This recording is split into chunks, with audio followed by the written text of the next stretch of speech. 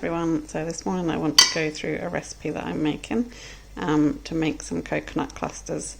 I found them first when I was very young in a sweet shop, and they were called coconut macaroons, but I think now when you mention macaroons there's something completely different, so we'll just call these coconut clusters.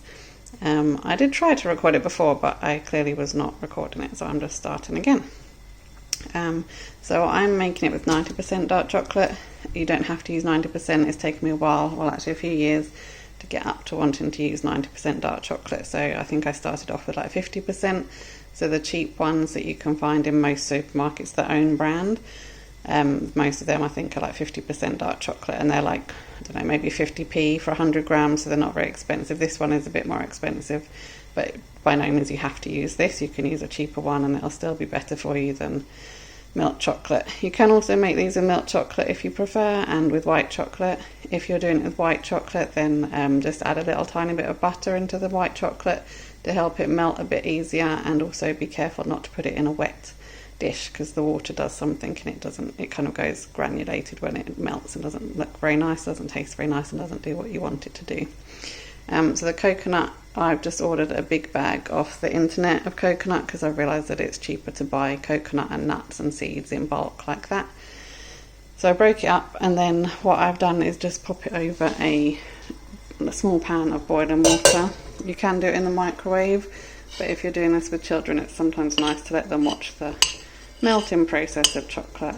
And not just with children, actually, I quite like watching chocolate melt. So I'm just going to let it melt for a little bit. This is really simple, so sometimes I make this for Christmas presents, or for if people are coming over and I'm not sure what to do, then it's just quite a nice, really easy thing to make. You can make it whatever time of day and then just stick it in the fridge for a little while before people come. It's quite nice to have with coffee or tea, or just on its own as a snack. Sometimes if you're on your period and you need some extra iron, having dark chocolate snacks is a good idea as well. And something like this will probably help you not crave so much sugar. Although if you need something sugary, I'm not telling you not to have that either.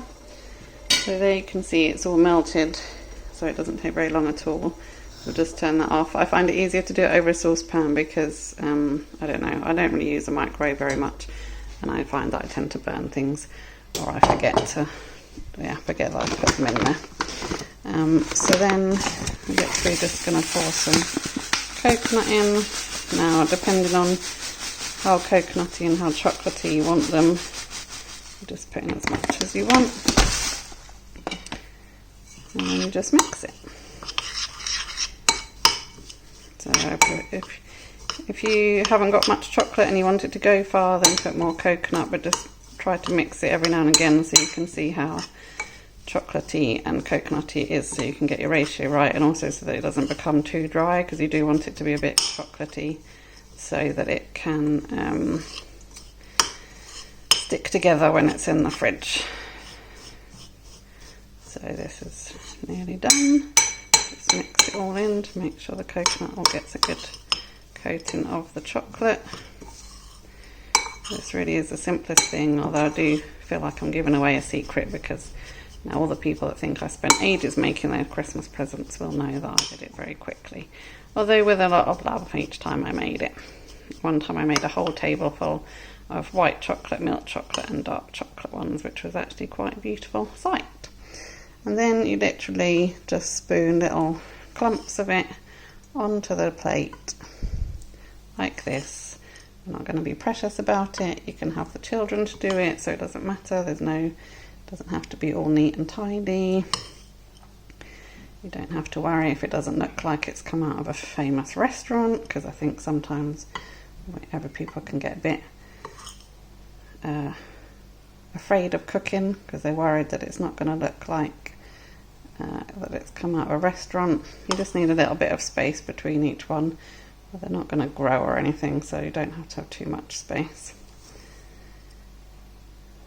If you want to make the removal from the plate process a little bit easier, you can just put a piece of greaseproof paper on the plate first, or a piece of silver foil, and it just helps the chocolate not to stick, to the bottom to the plate. But it doesn't matter too much because once they're cold, you should just be able to twist them off anyway. Obviously, if you want bigger ones, you can make them bigger. You can make different sized ones. So maybe give the children smaller ones. And also there's, if you don't like dark chocolate or you think dark chocolate is quite bitter, actually this is quite a good thing to start off with because the coconut sweetens it up a bit as well. And coconut is quite good for you as well. It's got some healthy fats and things in it. And more than that though, actually I eat it because I enjoy the taste of it really, rather than anything else. I think we can all get a little bit obsessed with what's good for us and what's not, so sometimes it's good to just not have to worry, which is why it's good to have snacks like this. So there's a little bit left in the bowl, which I'm probably just going to eat like that, and then I will put that plate in the fridge and I will enjoy those later. And that's it really. So I hope you enjoyed this. Give it a go if you want to. If you don't have to. I hope you enjoy the rest of your day, and yeah, happy eating. Bye. So it's now about 2 or 3 hours after I put these in the fridge just to cool down. So no cooking involved or anything, and then you literally just twist them like that to get them off the plate. And the good thing is all the little crumb bits that you can have, then you can eat them after you put the other bits into a bowl as well. And that's it.